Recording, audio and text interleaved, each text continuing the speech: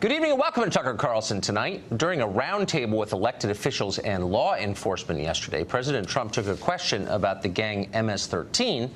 As he has before, the president expressed his thoughts on the subject bluntly. We're taking people out of the country. You wouldn't believe how bad these people are. These aren't people. These are animals.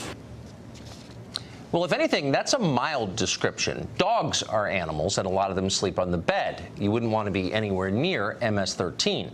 They traffic in drugs, weapons, and human beings, young girls. Unlike animals, they kill for fun, often with machetes. They terrorize the poor and the vulnerable. They've made El Salvador the most dangerous country in the world. There is literally no defending them, and yet the left is defending them.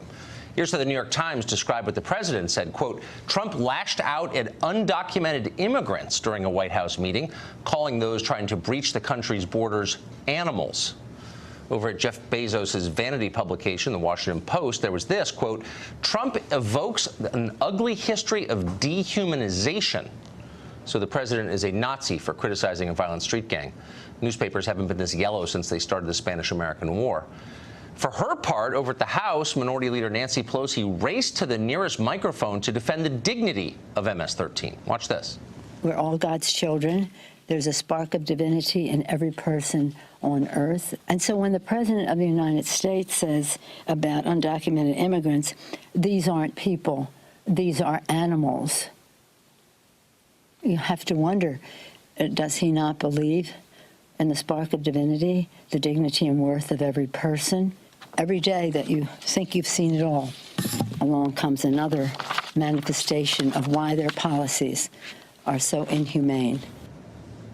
Well, that's not just dishonest, though obviously it is. It's lunatic. Why would the left be defending the country's most violent street gang?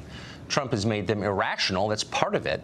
But the left also senses a threat to its most basic worldview. MS-13 is a living reminder that the left's position on immigration is fundamentally a lie. The media tell you every day that every immigrant, legal or not, is a future brain surgeon or tech company founder. Therefore, immigration controls are unnecessary. If they admit that MS-13 is actually bad and must be stopped, they'd have to also admit that when some countries send their people here, they aren't sending their best. A lot of immigrants are great, for sure. Some of them are rapists, though. Some join MS-13. That's just true. They're not all the same because people aren't all the same. That's the point of our immigration law. They're not the same. We should sort the good from the bad. But that's too much for the left. It suggests that this might be a real country whose actual citizens have interests that are worth protecting. Yesterday on Twitter, the governor of California, Jerry Brown, went after the president's views on immigration, and he ended his tweet this way, quote, we, the citizens of the fifth largest economy in the world, are not impressed. Citizens of the economy. That says it all. To the modern left, you're not an American with a culture and a history and a collective identity. You're a citizen of the economy, a cog in the machine of global capitalism. To Jerry Brown and Nancy Pelosi and their many donors, America's just another private equity scheme. Their pledge is different from yours. And to the economy for which it stands, one economy indivisible with open borders and low wages for all. That's the future they promise. Don't worry, it'll sound better in Spanish. Enrique Acevedo is an anchor for Univision. He joins us now. And Enrique, you seem like a reasonable person. How did you wind up with the group and the media defending MS-13? Did you ever think you'd be there? I don't think any human being is an animal, Tucker, but I'm not here to defend criminals, nor should anyone else.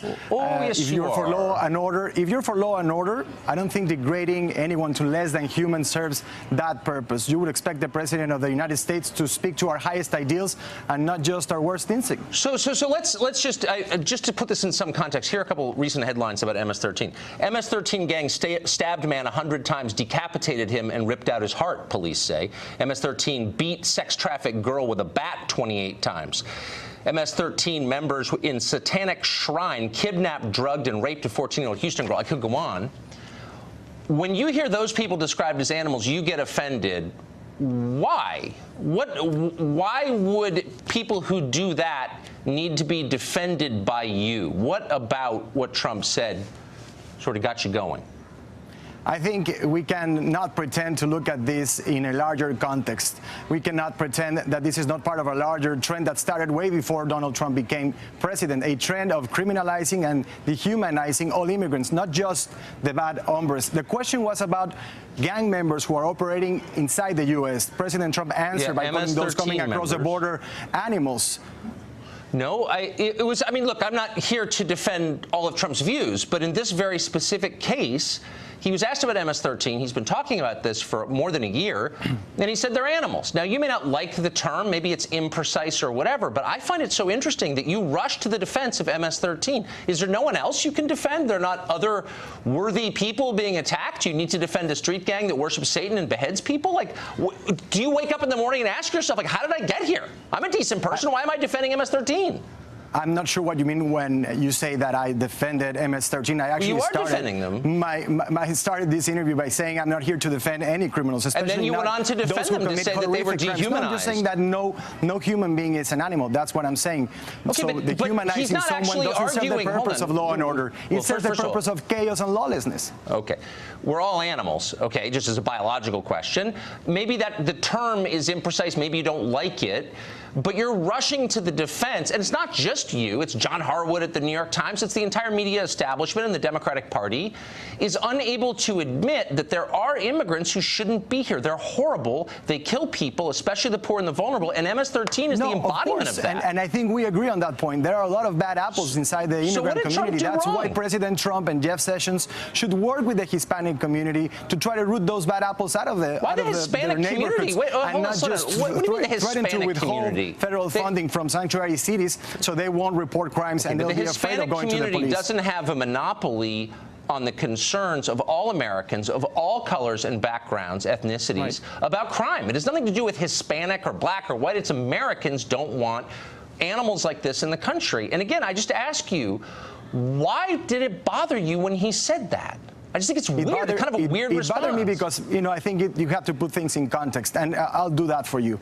Okay. The context here has to do with a larger trend, with President Trump calling Mexican immigrants rapists and then calling some white nationalists very fine people. The context here has to do with President Trump pardoning Arpaio and canceling DACA. The context here has to do with a constant conflating of immigration and criminality. When have you heard someone in the Trump administration say something positive about immigrants? Well, I don't know. Despite the fact that many of them are immigrants, first-generation immigrants, or they have benefited from... Okay, first of all, they have whatever. They're not required by the Constitution to compliment immigrants. Sorry.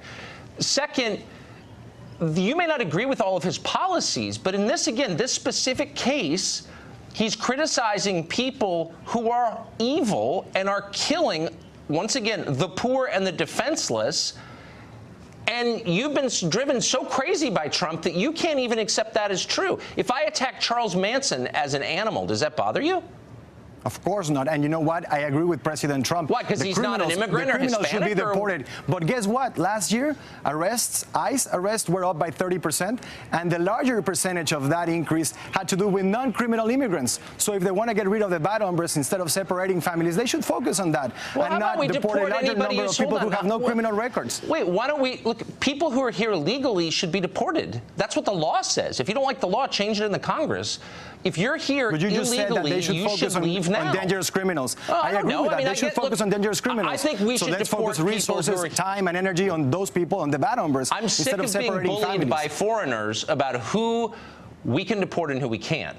Our law says if you're here illegally, we get to deport you, period. I'm sure a lot of good people would be deported if we did that. I'd feel sad about it, but that's our law. The law also says that you're entitled to request asylum, and we were also criticizing that last week when the caravan came to the border. That's our law, and foreigners have no right to weigh in on our asylum laws because they're not voters or citizens. We get to decide. But final question. Why does it not bother you when I call Charles Manson an animal, but it does bother you when Trump calls MS-13 animals? It bothers me when any criminal commits such horrific acts of criminality, and I see how people can be deeply affected by them. But I don't think that degrading someone to less than human serves the purpose of law and order. President Trump seems to understand very well what speaks to the Trump base. But he's not the president of the Fox News audience. He's also the president of the Univision audience. And he's not speaking to the anxieties and the concerns of Hispanics. Really? So who do you you speak for all Hispanics? No, of course Are not. you the As appointed well. leader of Hispanics now? How'd you get that job? Were you elected to it? No, I'm not speaking for all Hispanics. I'm saying the president should speak to all Hispanics. Very quick, let me ask you, who do you think the victims of MS-13 violence are overwhelmingly? Are they Fox News? Well, you know, the overwhelming they're majority actually are poor Central Salvadorans American in Honduras. refugees who are fleeing that violence and trying to come into this country, but you're calling them people who are trying to take advantage of our legal system. The vast majority of the MS-13 and Nara Salvatrucha victims are the people in Honduras and El Salvador and here. Coming here. By the way, let me just say, last thing, I got to go. Please convince the Democrats to run in defense of MS-13. I think it's a fantastic campaign plank. I think it would be a major mistake to defend any criminal. But you do anyway. Thank you. Great to see you tonight. I appreciate it. Thank you, Tucker. Well, even when the media admitted that President Trump was, in fact, talking about MS-13, they couldn't stop themselves from defending MS-13. CNBC's John Harwood weighed in on Twitter, as he often does. Quote, however repugnant their actions, he said, speaking of the banalities for which he is famous, MS-13 gang members are human beings, in my humble opinion. CNN's Ana Navarro went farther, of course. He does things like call immigrants animals. The defense is that he was following up by a statement of a sheriff saying that this is MS-13. He was just talking about MS-13. Good enough? No, not good enough. And it is a very slippery slope when you start dehumanizing people this way. It's what the Nazis did. It's what slave owners did. It's not what Americans do. America's moral voice, Ana Navarro, speaking from CNN. Larry O'Connor is associate editor of the Washington Times, and he joins us tonight. That's not what Americans do. Yeah, that's what I've Larry heard. Says Ana Navarro at CNN. You know, that's what the Nazis did. I don't expect much from Ana Navarro. You know what I found most telling about that clip? Chris Cuomo calling what Donald Trump said. You know, he says his defense is he was talking about MS-13. It's not his defense. It's the fact. It's the truth. He wasn't defending himself. That was actually the truth that the media didn't report. But for Chris Cuomo to act like, oh, gosh, how can this be? How can you talk about MS-13? You know, it's like saying that I can't discern from the Gambino crime family and Chris Cuomo or any other Italian American. Or exactly right. It's outrageous. And this is my biggest problem. As you said, you're seeing Nancy Pelosi and Chuck Schumer and all these other people who are condemning the remarks based on a lie. And now, 24 hours later, you'd think you'd see some retractions. Think you'd see some corrections. And the best they've got is, well, even MS-13 deserves to not be dehumanized. You know, if you can't call MS-13 gang members animals, if you can't call them out on their repugnant, repulsive behavior, you've surrendered your ability to make any moral judgments in our society. So the first draft, and I don't do too many media segments because obviously they're just dumb and they're an arm of the Democratic Party, but the first draft of their story said that Trump had attacked undocumented immigrants. Yeah, migrants. They right, said migrants or many who crossed the border. So that was a Democratic Party talking point. It was just a flat lie. out. Absolute total lie. And it was CNN, New York Times, Washington Post, ABC News, NBC News, C-SPAN. Even C-SPAN, who pretends to be completely down the middle, I think usually they are, they did the same thing. So why shouldn't these be reporters' in-kind contributions to the Democratic National Committee? That's a great question. Or maybe they should have, Associated Press, by the way, the only ones that I've seen who fully retracted it and deleted their tweets. But why aren't they called up on any kind of ethics question? But Jeff Bezos' paper didn't retract it? No, I haven't seen any retraction from them. They've said further context, suggesting that it was out of context, but it wasn't out of context that they took the president. They lied about what the president said. A complete misrepresentation. Larry O'Connor, always great to see you. Great to see you, Tucker. Thank you.